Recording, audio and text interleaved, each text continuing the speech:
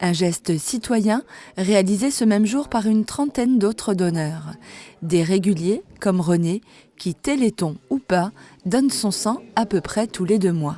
La date ne doit pourtant rien au hasard, choisie depuis 3 années consécutives pour tomber au moment du Téléthon des sapeurs-pompiers stiringeois. Une mobilisation nécessaire à l'approche des fêtes de fin d'année.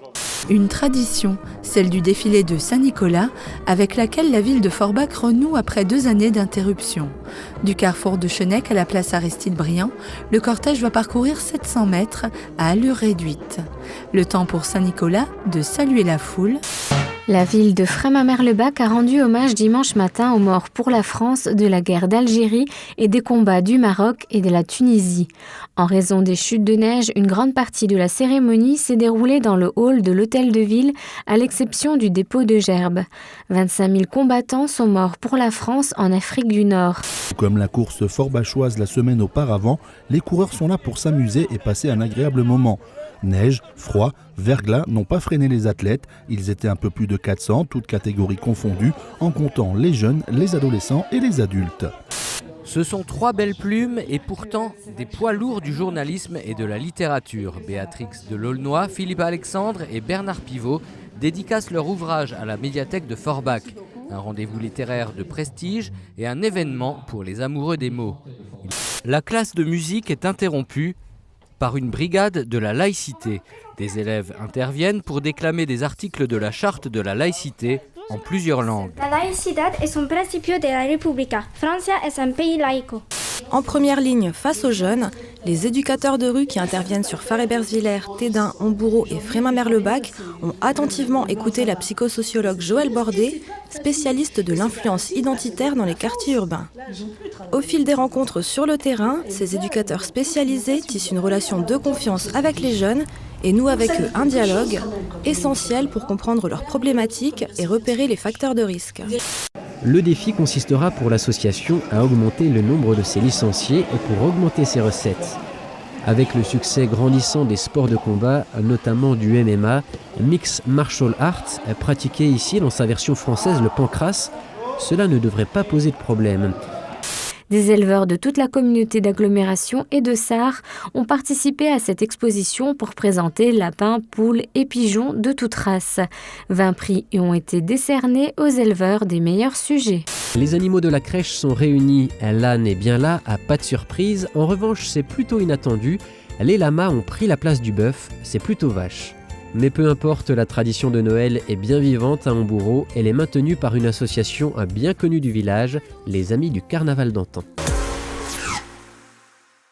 De la viande locale dans les assiettes du restaurant Le Victoria à Vitrain, les gérants viennent d'engager un partenariat avec des éleveurs voisins de Zétain et Silsheim.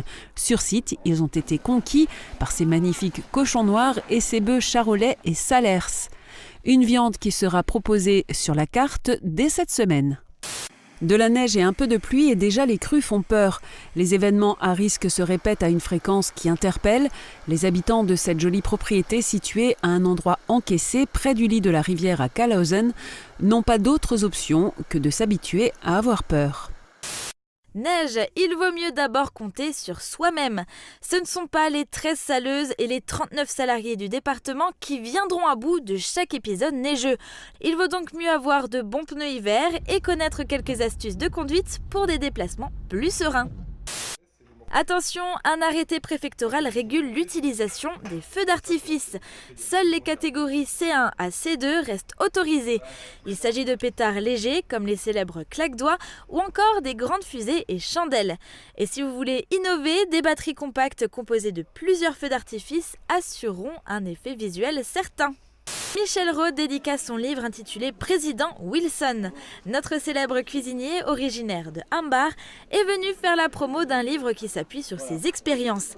Un livre pour donner des idées de cuisine, de mélange de saveurs et de dressage.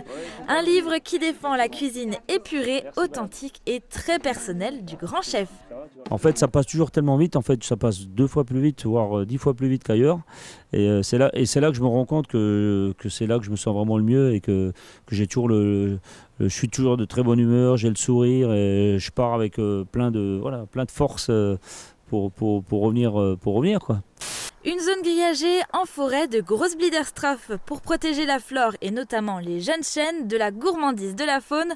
Le massif du Brandenbusch a été encerclé par un grillage. Les 4 hectares fermés ne gênent en rien les nombreux habitués de la promenade.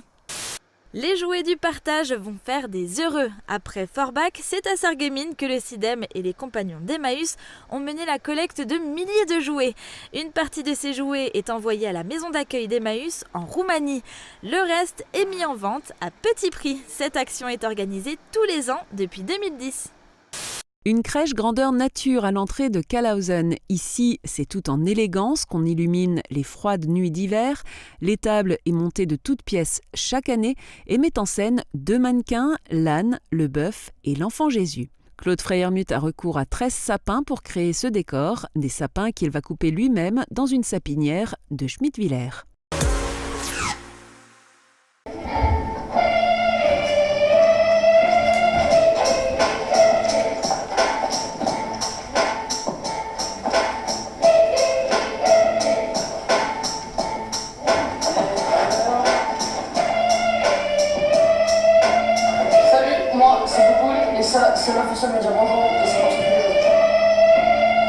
C'est comme ça, tous les jours, une bousculade, une petite moquerie.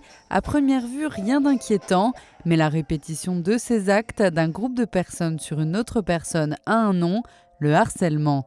Pour lutter contre ce phénomène, le service en amont, prévention des addictions et des conduites à risque, organise une journée de prévention du harcèlement et des violences scolaires. Dans la salle, principalement des professionnels de l'éducation nationale, mais aussi des équipes de prévention spécialisées ainsi que des parents d'élèves. L'idée, c'est de se dire qu'il n'y a pas une façon de répondre à la situation de harcèlement. Moi, dans ma pratique au PGEP, donc le point accueil écoute jeunes et parents, nous, on est confrontés à une partie de jeunes et de parents qui viennent nous voir et qui subissent et qui souffrent de situations de harcèlement au niveau scolaire. Et ce qu'on constate, c'est que le fait que l'éducation nationale ait ce protocole harcèlement avec les sanctions, dans une petite partie des situations, ça va suffire à ce que la situation de harcèlement cesse parce que les parents du harceleur sont assez contenants. Le jeune entend les choses et puis la situation s'arrête. Mais il y a toute une autre partie des situations où finalement le harcèlement se renforce, devient moins visible et on a des fois l'épuisement de la communauté scolaire qui à la fin de l'année finit par parfois dire au harceleur, au harcelé, peut-être qu'il cherche un peu, peut-être qu'on n'a pas vraiment de preuves et du coup c'est une deuxième souffrance pour la personne harcelée. Donc l'idée c'est de se dire il y a peut-être d'autres outils. Parmi les nouveaux outils mis en place dernièrement dans les établissements, la méthode PICAS. Elle consiste en une série d'entretiens individuels avec les élèves ayant pris part au harcèlement et au cours desquels on recherche avec eux ce qu'ils pourraient eux-mêmes mettre en œuvre pour que le harcèlement cesse. Cette méthode apparaît comme l'une des plus efficaces. Ce sont des méthodes qui ont vraiment fait leur preuve dans les pays nordiques, avec les chiffres à l'appui, où on montre effectivement qu'il y a nettement moins de répétition du phénomène en utilisant ces méthodes. C'est vrai que dans les établissements scolaires, quand on en parle, c'est encore très surprenant parce qu'il y a des habitudes de sanctions et c'est très différent des pratiques actuelles. Avec les années, le harcèlement scolaire a évolué. Avec le cyberharcèlement, les victimes sont harcelées 24 heures sur 24. Face aux nouvelles technologies et aux réseaux sociaux, les adultes sont bien souvent démunis. C'est vrai qu'au niveau des réseaux sociaux, ça va extrêmement vite, tout progresse très très vite. Les élèves, les enfants sont bien plus performants que nous à ce niveau-là, donc il faut qu'on essaye de suivre derrière pour justement pas perdre le fil. Et ils ont toujours une longueur d'avance, donc c'est vrai qu'on essaye entre professionnels justement de partager nos pratiques professionnelles justement pour essayer de trouver à chaque fois chacun a peut-être une solution différente ou une approche différente et en partageant nos points de vue, on arrive justement à avancer et à les protéger. C'est le but de notre finalité de toute façon. À chacun ici, c'est de les protéger avant tout. Que vous soyez victime ou témoin, un numéro de téléphone existe, le 3020, un numéro vert pour dire non au harcèlement.